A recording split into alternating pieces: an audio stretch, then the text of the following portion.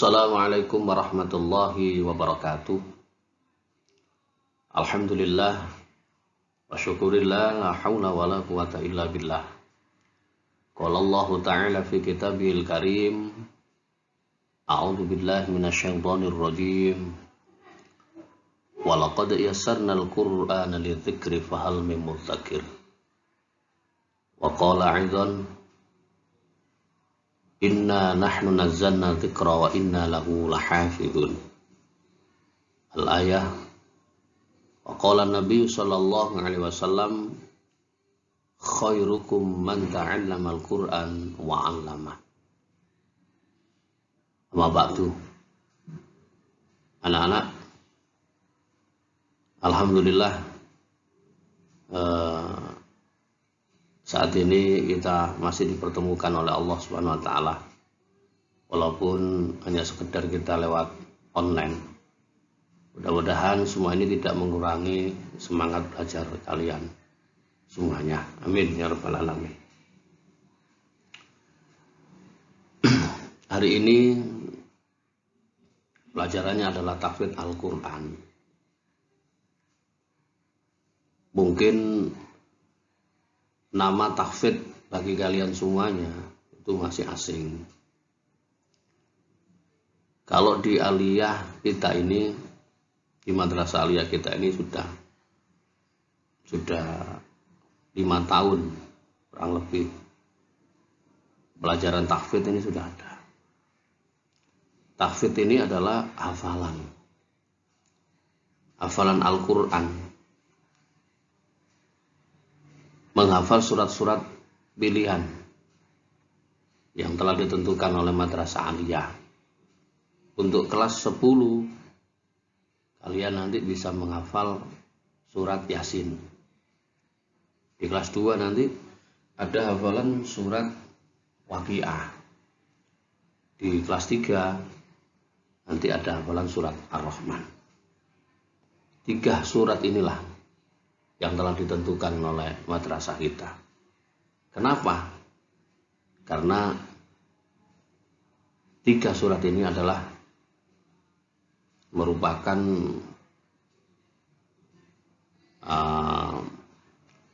paku bumi nyawa, paku buminya badan. Barang siapa yang hafal 3 surat ini, insya Allah akan diselamatkan oleh Allah Subhanahu wa taala. Baik selamat dari kesehatannya, selamat dari kekufurannya, selamat dari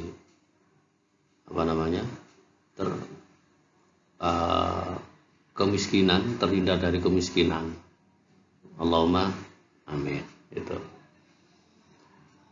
Kenapa sih kok? Apa sih hikmah dari surat Yasin? Kita ketahui bersama bahwa surat Yasin itu bukan sembarang surat. Beliau Kiai Haji Abdul Ghafur, pengasuh pondok pesantren Sunan Derajat, Lamongan. Beliau telah membuktikan dengan surat Yasin. Beliau mengatakan bahwa surat Yasin itu adalah ringkasan atau rangkuman dari semua Al-Quran, isi Al-Quran, 30 juz itu. Dan beliau selalu mengamalkan, dan beliau selalu berpesan kepada santrinya dan berpesan kepada semua jamaah bahwa amalkan surat Yasin. Insya Allah kalian akan menjadi orang yang mampu atau kaya dermawan. Beliau sudah membuktikan dengan amalan surat Yasin ini. Di samping itu juga hikmah dari surat Yasin ini adalah bisa dibuat untuk sebagai obat. Bisa dikatakan sebagai segala macam obat. Obat segala macam penyakit maksud saya. Ya, terutama penyakit dalam hati. Kayak tombo. Kecuali penyakit luar, godik, nggak ada skurap, itu bukan surat Yasin. Ada obatnya sendiri. Makanya Aliyah, madrasah Aliyah memilih surat ini. Di samping itu juga ada di surat Waqiah itu kalian kalau mengamalkan surat Waqiah itu, kalian tidak akan jadi orang fakir miskin. Dan di surat Ar-Rahman itu kalian akan selalu bersyukur. Kalau surat Yasin itu bisa kita katakan sehat. Kalau surat Waqiah itu adalah kaya, kita mampu. Sedangkan surat Ar-Rahman adalah kita sering bersyukur pada Allah Subhanahu wa taala. 3 surat ini penting sekali kita amalkan untuk diri kita. Mudah-mudahan kalian bisa menghafalkan surat ini. Anak-anak,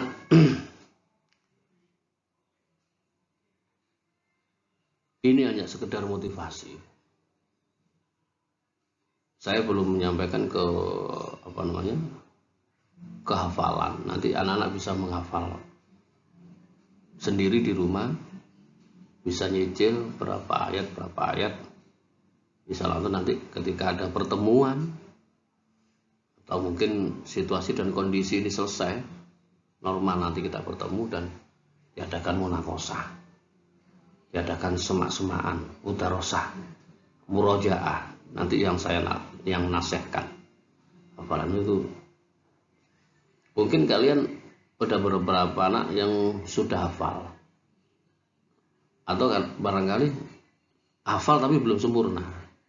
Tolong disempurnakan dengan baik. Gitu. Yang kedua, anak-anak, jangan takut dengan hafalan Al-Quran. Allah sudah mengatakan, memberikan sinyal terkait dengan hafalan Al-Quran. Walaqad yassarnal Qur'ana lidzikri fahal min mudzakir.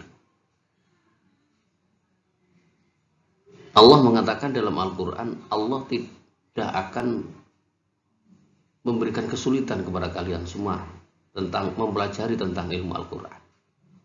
Salah satunya adalah menghafal. Dengan kata lain bahwa sangat mudah sekali jika kita mau mempelajari tentang ilmu Al-Quran. Ilmu Al-Quran itu macam-macam. Mungkin salah satu di antara ilmu-ilmu Al-Quran itu yang paling sulit kita pelajari adalah menghafal Al-Quran. Itu pun diberikan kemudahan oleh Allah Subhanahu wa taala. Buktinya apa? Salah satu kitab suci Allah yang mudah dihafal dan bisa dihafal jutaan orang itu adalah Al-Quran. Itu jangan pesimis, semangat untuk menghafal Al-Quran. Mulai ya dengan surat Yasin. Saya doakan mudah-mudahan kalian nanti bisa meneruskan sampai 30 juz. Allahumma amin. Alangkah mulianya kalian bisa menghafal Al-Quran sampai 30 juz. Dalam ayat lain, inna nahnu nazzalna dzikra wa inna lahu lahafizun. Kalau kalian mau menghafal Al-Quran, senajano mek surat Yasin itu juga Al-Quran. Senajano Waqiah, senajano surat Ar-Rahman, itu hafal Quran. Kalian akan tergolong hamba Allah. Allah mengatakan dalam ayat yang saya bacakan tadi itu, Allah yang menurunkan Al-Quran sekaligus menjaga Al-Quran itu. Nah, kalau kita bisa menghafal Al-Quran, berarti kita itu membantu Allah. Dalam artian kita itu turut menjaga. Nah, kita ini termasuk ahlullah. Kalau kita dikatakan ahlullah, maka semua apa yang kita inginkan, hajat baik kita inginkan, insya Allah ambek insya Allah dikabulkan, insya Allah. Allahumma amin. Rasulullah juga mengatakan dalam hadisnya, khairukum man ta'allamal Qur'an wa 'allama. Betapa mulianya orang bisa hafal Quran. Betapa mulianya orang mau mengamalkan Al-Quran. Sebaik-baik, kata Rasulullah, sebaik-baik di antara kalian adalah yang mau belajar Al-Quran dan mengamalkannya. Sehingga kelemoco, sehingga ngamalo, berarti ya wali aneh. Mudah-mudahan kalian ahli baca Al-Quran. Tolong itu diperhatikan. Sebaik-baik di antara kalian. Rasulullah tidak mengatakan sebaik ini diulang-ulang sebaik-baik itu betapa mulianya justru Al-Quran. Anak-anak terus semangat. Ada beberapa hal yang perlu kalian ketahui terkait dengan menghafal Al-Quran, sehingga sama nanti semangat untuk kalau hendak menghafal Al-Quran, kalau mau menghafal Al-Quran, jangan dilihat Al-Qurannya, jangan dilihat isinya dulu, jangan dilihat bentuk tebelnya Al-Quran, dilakukan saja sedikit demi sedikit, per ayat itu dilakoni, insya Allah bisa. Yang perlu diperhatikan anak-anak, salah satu metode menghafal Al-Quran dengan baik, ini perlu diperhatikan, tolong, sering saya katakan. Yang pertama, tentunya kalian harus suci dari hadas besar dan hadas kecil. Ambil air wudhu, ambil Al-Quran. Setelah itu ambil Al-Quran, membawa Al-Quran hati-hati. Banyak sekali orang kurang bisa memperhatikan tentang adab untuk membawa Al-Quran. Kadang Al-Quran itu dicengkewing, itu yang salah. Al-Quran dengan buku, dengan kitab yang lain itu tidak sama. Kita pondong, taruh di dada, kita hormati Al-Quran itu. Al-Quran akan menghormati kita. Itu. Yang kedua yang perlu diperhatikan anak-anak ketika menghafal, sebelum menghafal, kalian harus punya Al-Quran sendiri atau majemuk yang dipakai untuk menghafal khusus satu tunggal, tidak boleh pindah-pindah. Misalnya Al-Quran kan ada terbitan dari Kudus, ya Kudus itu aja. Yang lebih baik itu pakai Al-Quran aja. Kenapa Al-Quran? Karena Al-Quran itu, kalau kita menghafal Al-Quran, katakanlah surat Yasin itu hanya berapa halaman. Kalau di majemuk, itu beberapa halaman. Karena lebih banyak, karena banyaknya halaman itu nanti sulit kita untuk menandai, niteni. Semakin banyak halaman, semakin sulit untuk kita meniteni. Bahasa Indonesia niteni. Makanya Al-Qur'annya harus satu.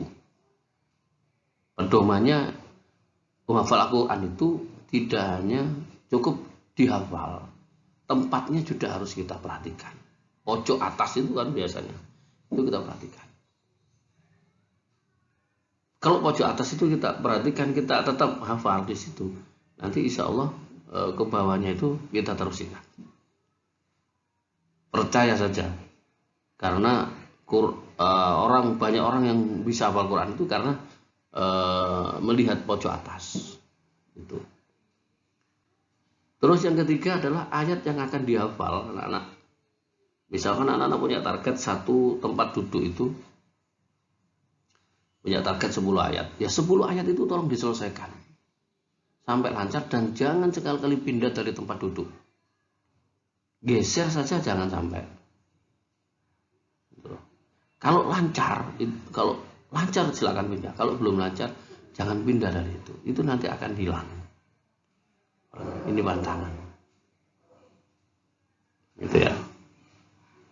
Nah, bacaan ayatnya itu dibaca, diterus dulu, dibinatur berapa kali. Itu caranya. Kalau binaturnya itu lebih banyak, setelah itu dihafal. Hafalnya itu akan awet. Tidak mudah hilang. Itu.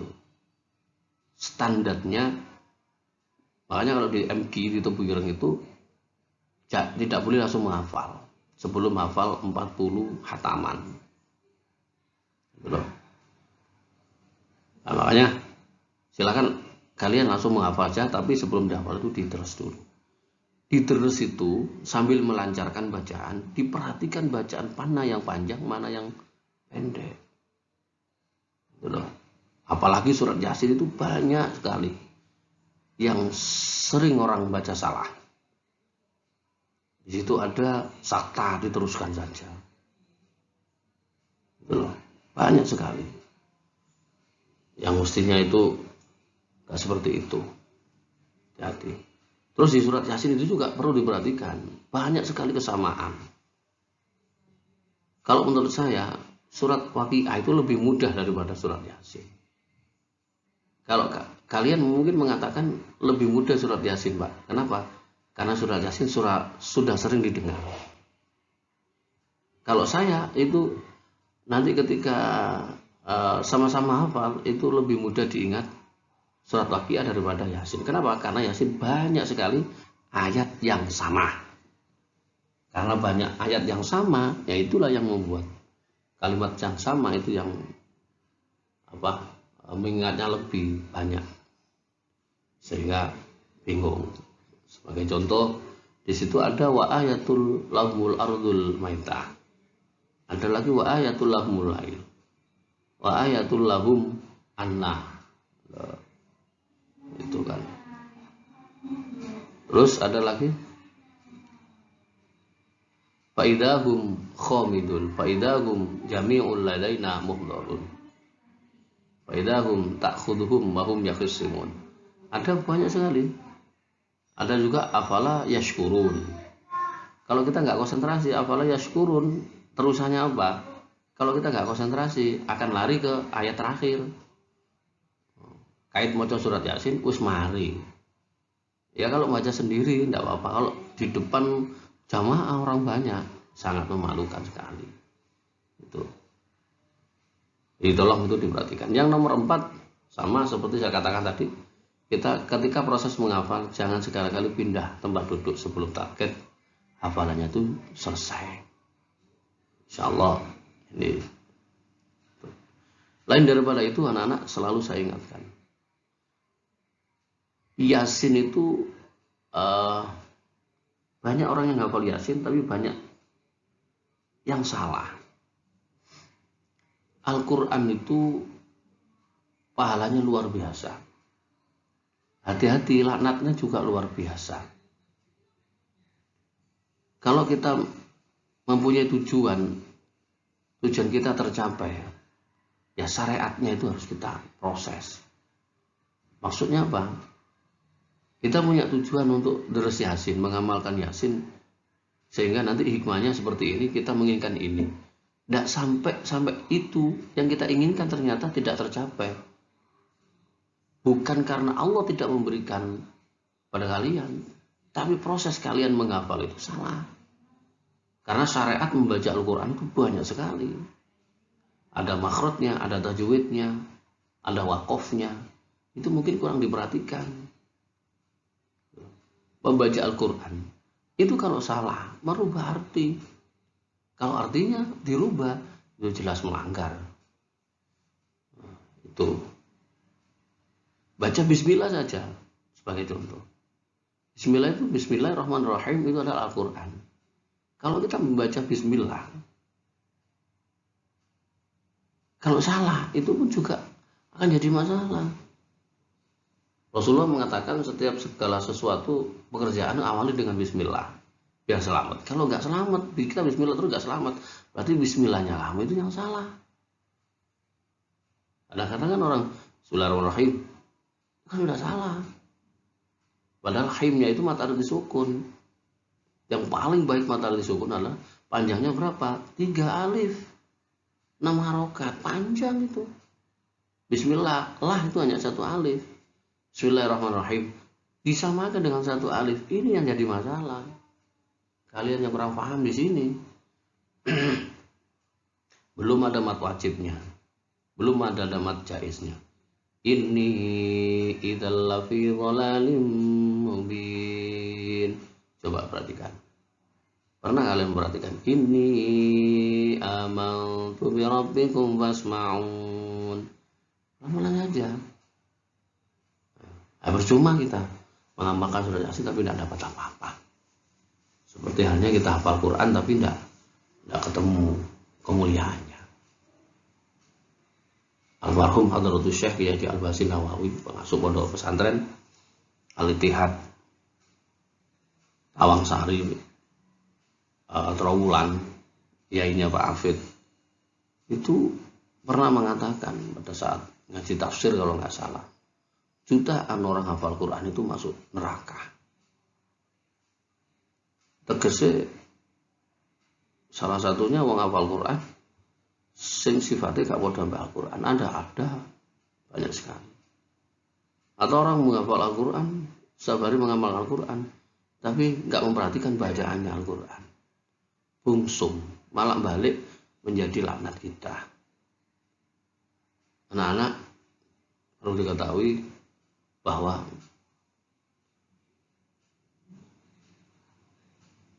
kemuliaannya Al-Quran itu tidak menunggu di akhirat.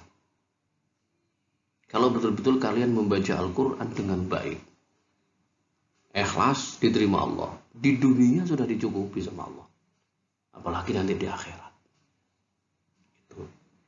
Yang ketiga pesannya saya, jangan hanya surat Yasin, Waqiah, Rahman. Ini aja lalu amalan. Amalan kalian. Baca setiap hari ayat surat-surat di selain surat Yasin, Waqiah, Ar-Rahman. Ya katakanlah satu hari mungkin ba'da maghrib berapa